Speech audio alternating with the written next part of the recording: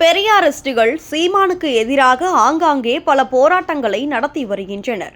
ஆனால் அவர்கள் நடத்தும் கூட்டத்திற்கு ஆட்களே வராமல் இருப்பதுதான் ஹைலைட். அப்படிதான் தற்போது தந்தை பெரியார் பற்றி தொடர்ந்து அவதூறு பரப்பி வரும் சீமானை கண்டித்து ஆர்ப்பாட்டம் என பதாகை ஏந்தி போராடி இருக்கின்றனர். ஆனால் அந்த ஆர்ப்பாட்டத்திற்கு 10 பேர் கூட வராமல் அங்கிருந்த 4-5 நபர்கள் மட்டுமே சீமானை கைது செய்ய வேண்டும் என கோஷம் எழுப்பி போராட்டத்தில் ஈடுபட்டு உள்ளனர். இந்த காணொளியை நாம் தமிழர் கட்சியினர் கூட்டம் அல்லுதே என நகைச்சுவையாக கலாய்த்து பகிர்ந்து வருகின்றனர். ஆர்ப்பாட்டம் இது ஆர்ப்பாட்டம், ஆர்ப்பாட்டம் இது ஆர்ப்பாட்டம். தந்தை பெரியாரை தொடர்ச்சியாக இழிவு செய்து பேசி வரும் சங்கி சீமானை RSS கைகூலி சீமானை கைது செய். கடந்த ஜனவரி 3ஆம் தேதி நாம் தமிழர் கட்சி தலைமையில் மயிலாடுதுறையில் யார் பெரியார் என்ற தலைப்பில் கூட்டம் நடைபெற்றது. அதில் சீமான் அவர்கள் என்னை பெற்றோர் இந்த மண்ணிற்காக உழைத்த நம்மாழ்வார், நெல் ஜெயராமன் போன்றவர்கள்தான் பெரியார் என சீமான் பட்டியலிட்டு பேசியிருந்தார். இந்நிலையில் இதற்கு எதிர்ப்பு தெரிவிக்கும் விதமாக அதே மயிலாடுதுறையில் பெரியார் மட்டுமே பெரியார் என சுபவீர பாண்டியன் தலைமையில் கரு பழனியப்பன் போன்றோர் பங்கேற்ற பொதுக்கூட்டம் நடைபெற்றது. அந்த கூட்டத்தில் சீமானை கடுமையாக விமர்சித்தனர்.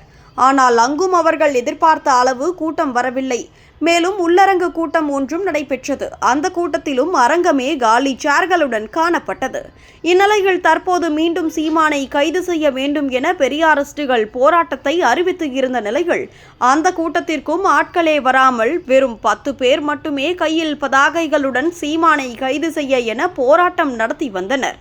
இந்த காணொளி சமூக வலைதளங்களில் பகிரப்பட்டு மிகவும் விமர்சனத்திற்கு உள்ளாகியுள்ளது. குறிப்பாக கடந்த 2 தினங்களுக்கு முன்பு சுபவீர பாண்டியன் சீமானுக்கு எதிராக ஒரு கருத்து பகிர்ந்ததற்கு கடும் விமர்சனங்கள் எழுந்திருக்கிறது. ஆனால் ஒரு பெரியாரிஸ்டுகள் கூட சுபவீர பாண்டியனுக்கு ஆதரவு தெரிவிக்காததால் விரக்தியில் அவர் ஒரு ஆடியோ ஒன்றை வெளியிட்டு இருந்தார். அந்த ஆடியோவில் நான் சீமானுக்கு எதிராக கருத்து பகிர்ந்தேன். அதில் ஒருவரை தவிர மற்ற அனைவரும் தன்னை விமர்சித்து கருத்து பதிவிட்டு இருக்கின்றனர். ஆனால் ஒருவர் கூட அதை எதிர்த்தோ எனக்கு ஆதரவாகவோ நிற்கவில்லை.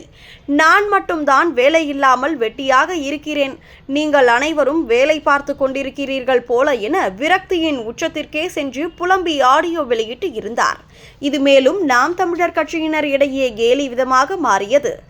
ஏனெனில் சீமானை எதிர்க்கிறோம் என தொடர்ச்சியாக இவர்கள் நடத்தும் கூட்டம், அதோடு இவர்கள் தனியாக புலம்பும் ஆடியோ என பல நிகழ்வுகளை பெரியாரிஸ்டுகள் முன்னெடுத்து வருகின்றனர். ஆனால் அது ஒன்றுமே கை கொடுக்காத சூழ்நிலைகள் இதுபோன்ற தனியாக கூட்டம் கூட்டுவது, புலம்புவது என செய்து வருகின்றனர் என்று விமர்சித்து வருகின்றனர்.